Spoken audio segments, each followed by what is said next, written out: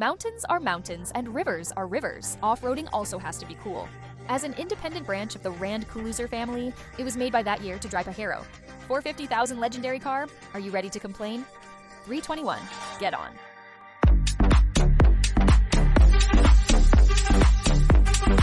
First of all, babies, let's do a multiple choice question first. Choose one for the square lamp. Choose the original lamp version and deduct 2. I guess most of you should like the original lamp version, but the bug is coming. The original light version of the model is only available at the lowest level, and the lowest model has no side pedals and luggage racks. What about the exterior? I know you've seen it many times, so let's just say 3 things briefly. The first thing is the modularity of the front, which you can see. For example, the bumper here, including even the position of the headlights, the turn signals, and the headlights are all separate. In fact, it is more convenient and cheaper to repair. So it is modular with no buckle, or it is different from no buckle. Its modularity is for our convenience in the process of off-road to remove it and increase our passability. Then there is to add some accessories. But Toyota's modularity is all about cost. The second point is his square shape. This is indeed not a parody saying that it is very popular now. This design is indeed a formulation of his own original classic. Also, his size is a full circle larger than the previous Prado. The third is that the spare tire that was external before is now replaced by a bottom hanging. This is slightly affected by 2 points. One is that it will affect the position where we install the auxiliary fuel tank at the bottom, and the other is that you see it has a little extra. So actually, he sort of affects our departure angle during our depleting angle. But I see many friends say they like this form, because I think the plug-in is a spare tire. That old Prado looks a bit like an old car. Are you kidding me? Because my first car after I got my license was an army green. Do you know how handsome and foreign I was when I drove that car? Then a lot of people are chasing me. I guess let's say it should be good to open this new model now. It's a little necessary to get on the side pedal of the car. If you say that the low-end version has no side pedals, you can only get on the car like this. It's okay.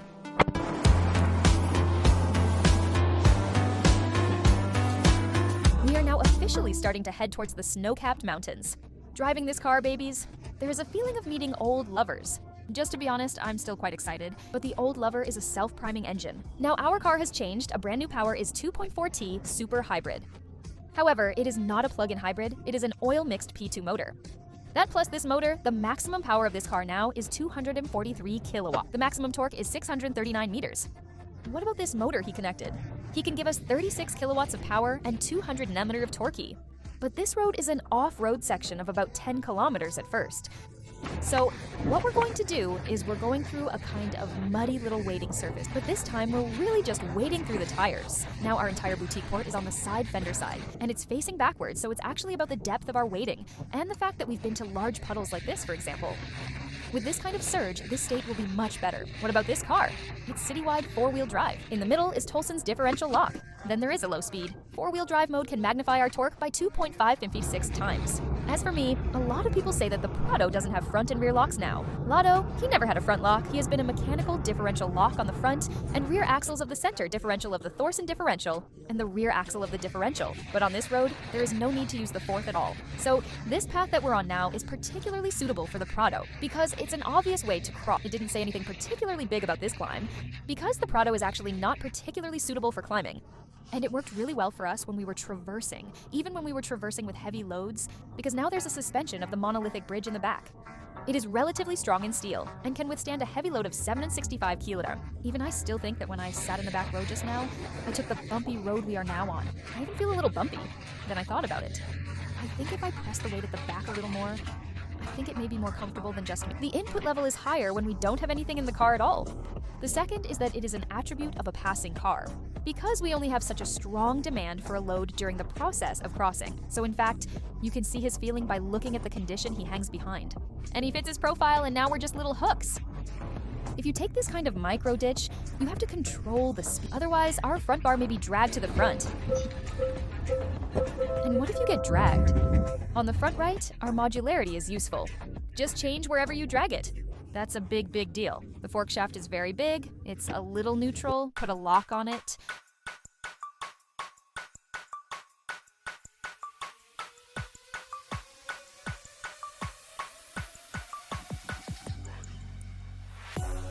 In fact, we can also add a little oil to it.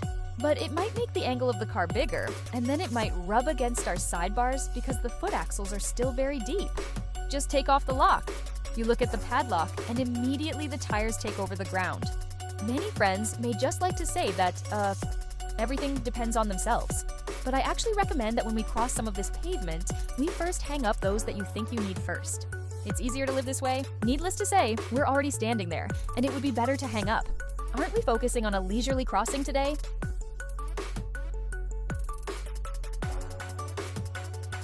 I suspect that few people will mention that it is this turn. He is now using electronic power. A steering is very good. A tuning is, first of all, there is no special resilience. Not that he would hit our hands or anything like that when we were off-road. Secondly, it is still in line with our mine output in the off-road function. You see, now I have but I'm going to turn like this. The traceability of our entire vehicle is basically still in a state of great progress. This setting is very suitable for off-road scenes. However, when you start to speed up and give the vehicle traceability, in fact, the accuracy of its steering is also available. And it's actually much, much lighter. It still feels better than before. When it comes to its live power, we have to compare it with the plug-in hybrid model. Many friends must have asked, what is the difference between this oil hybrid and our plug-in hybrid? First of all, the plug-in hybrid has an advantage because they can really charge and drive. For example, tanks like the Highwind T basically have a battery life of more than 100 kilometers. Then we can stop refueling, right? You use pure electricity to travel more than 100 kilometers. If it is normal for our city to commute, it may be enough. The cost of charging this car must be quite low. Although this car is mixed with oil, especially with Toyota's mature technology to make this oil blend, its fuel consumption must be low. Even so, the overall fuel consumption of this car may be lower than that of our plug-in hybrid model after running out of power. But still, you can never say enjoy that we only charge and use the electricity bill of a few cents to drive. We don't have the cost of this car. In addition, the battery of the plug-in hybrid model must be larger. Our motor must have more power. As for this car, the power I just told you, this battery is very small, 1.87 degrees. I'm sure some of you are going to laugh. The logic of this car is that it will keep charging and discharging our battery. But there is one thing. I found that I can't see the charging and discharging process of our battery on my meter. All I could see was this leftover charge from our battery, but the whole thing was coming down off-road. I found that the charge level of our batteries actually stayed pretty much the same. It's just that he doesn't have the time to let your motor down. And so this ensured that we had a smooth ride at the beginning. When we are off-road, he needs to compensate for his torque. And he will it won't let you drop the chain at these two critical moments. But if, for example, we continue uphill in a sustained manner, need a motor to output. And this is because we haven't really walked by, so we can't actually show it to you. The other is whether it is a plug-in hybrid or a fuel hybrid model. It's all available for us to discharge outdoors. This Prado has a 220-volt, 1,500-watt external discharge port in the back. But what about the plug-in hybrid? First of all, plug-in hybrid models, the general battery is at 30 degrees to more than 50 degrees, right? The battery is relatively large. Then, the power of its external discharge will be relatively large, so our car is the first. It has 1,500 watts of power, and he will have some restrictions. So for example, when we were actually going to bring this big appliance of 2,000 davas, he couldn't. Also, it may not last that long. So that's sort of the difference between a plug-in hybrid and a gas hybrid that I can think of right now. If it starts from the beginning, there is compensation from this store with mixed models. In fact, you see that now we are a gravel section. We can give a little bit. The plateau now. The feeling of starting speed is still very fast, so there is compensation for your starting. This one is T and the other is electricity. This car now performs better on plateaus. I have to say, the last time I drove a Prado to the 40 Glacier, we drove a 2700 Prado on the 40 Glacier. You know what that's like? I just can't help it. Just a lot in the process of climbing, and when you want to go for a ride, that self-priming engine, you feel like he really burned himself out. But this car doesn't feel that way. What about this car? How do you feel the sound? Just bang, bang, bang, bang. The car shook. Is the sound good? This car is really well controlled from the noise. Then I have another thing besides active noise cancellation. He does a pretty good job with these physical noises. Some media teachers have said before that the sound insulation effect of this car is very good. And then seeing your bullet comments, they are all not praised, right? Well, how do you describe that? Let's just say it's a plus. So I understand why people complain.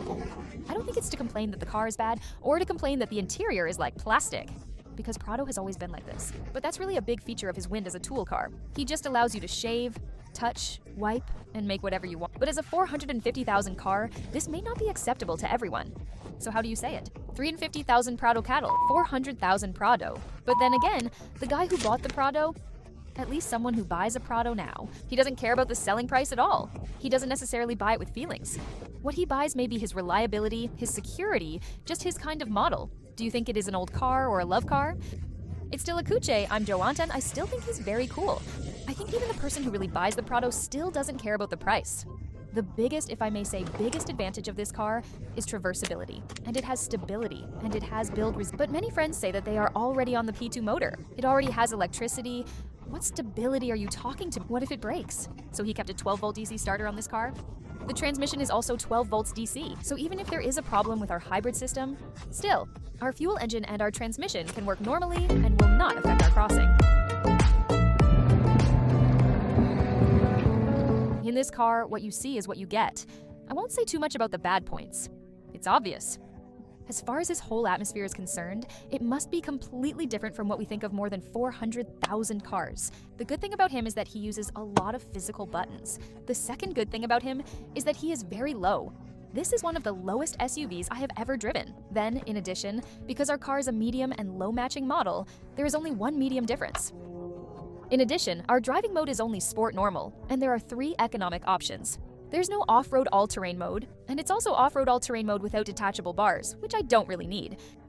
But I think the confusion pattern, the steep slope, is very strong, including a rear lock, which I think is a must for a Prado, because it's just a utility car and a safety car that can go no matter what road you throw it on.